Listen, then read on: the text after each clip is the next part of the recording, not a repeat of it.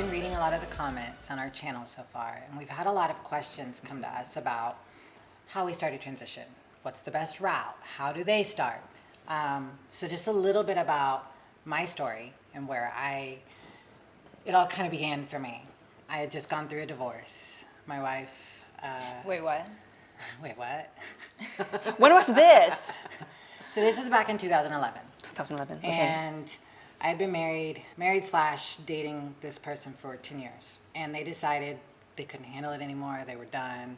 There'd been a wall built up for a while. And when they finally moved out, I hit like a breaking point. Wait, but did they know that you were trans? Not initially. It kind of that came around over time. So when was the moment that you told her that? Well, I didn't decide to transition while I was still with her. That came after. Telling her about it, I told her a little bit when we were dating. And then just secrets started coming out. I tried to hide everything as best I could because I was trying to fit that mold of I'm a man, I'm a husband, I'll be a father, this is what I'm supposed to do. When she moved out and the divorce was final, I remember laying on the couch and I had a bottle of pills in my hand and my cats were there and I was done. It was to my life, I was afraid of going through the same thing, to having to deal with another person that I was going to let down or disappoint or frustrate. So I decided I was going to take that bottle of pills and just end it. Girl, and I was crying and I was really in a bad place. And as I was crying, my cats came up and started licking the tears off my face. And that was the moment I decided that life's too important, life's too precious, and I need to give myself a chance. I've already lost everything. So if I lose other people, who cares? So I'm just going to be myself. Because if I kill myself, I'm losing everybody anyway. So why not give life a chance? Wow. And that's when I decided I was going to go see a gender therapist, start hormones, and turn life around. So what's the first thing that you did when you realized that? Well, I had to, get rid of the tears, take care of my cats because they took care of me. And it was, like another week or so before I went to gender therapist. But I started talking to a gender therapist and really working through those issues and getting on hormones and doing what I needed to. But I remember, even before I made that decision, I was working in a furniture store. I was a store manager.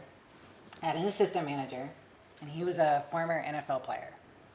Big, giant guy that would never understand what we go through. So I thought, I definitely can't tell him. I can't tell. How am I going to tell anybody? This is crazy. But this guy, he kept giving me a hard time. This is before I made the decision. This is when I was still married. Yeah. He was like, why doesn't your wife ever come to the store? He's like, what did you do to piss her off? I wear women's lingerie. So this is the wife. Did she ever catch you doing that? He was bugging me one day and said, I don't want to make the same mistake as you. Like, I don't want to piss my girlfriend off. I was like, As I looked up at him, I was like, you're not going to have that problem. And all I could think about when he was asking me this was the first time I met him. He came to the store and he was like, are we going to get along? I was like, what do you mean? He's like, well, I'm, big, sexy, former athlete. I've got beautiful eyes. Women love me. And no, you aren't. Jeez. Like, wow. Okay. So that's all I could picture in my head. But he kept bugging and kept bugging. And so finally, he was like, fine, deal with it on your own. I was just trying to be a friend, whatever, deal with it. So I was like, well, he guilt tripped me. He was a good salesman. So what do you do? So I took my phone out and pulled a picture of me up because I had gone out. Of course you had to pick the nice picture, right? I picked a good picture and I said, fine, here. They're down. He was like, you cheating bastard. That's your girlfriend. I knew you were cheating. And I was like, that's me. Wow. And he was like, give me that phone back. You make a fine-ass woman. Why the fuck do you do that? And I was like, oh, it's who I am. And he said, if that's you, be you. It's funny because you would never expect somebody like that to react that way. Exactly. He was like this manly, big guy, but with a big heart. I would never think somebody like that would be like, sure, yeah, whatever. You know what that taught me? I judged him. Yeah. I judged him. I had a preconceived notion of who he was and Just that because he of wouldn't how he accept me. looks and- Exactly. That he wouldn't accept me. So that, being able to share it with him first, really opened my eyes. Because I thought, well, if he can accept me, who couldn't? Are you still good friends? Yeah, we still talk on occasion. Yeah, he still throws it in my face. He was like, you know, all of this, you owe that to me. Exactly. You owe it to me. And So it's time to say thank you to him then. he doesn't even if he watches it, he knows. Whatever. But he told me, he said, we all have stuff we deal with. He said, I go home, I have a bottle of alcohol in one hand and a gun in the other. So being trans, although we live that experience and understand how difficult it is, it's not the only difficult experience out there. Yeah.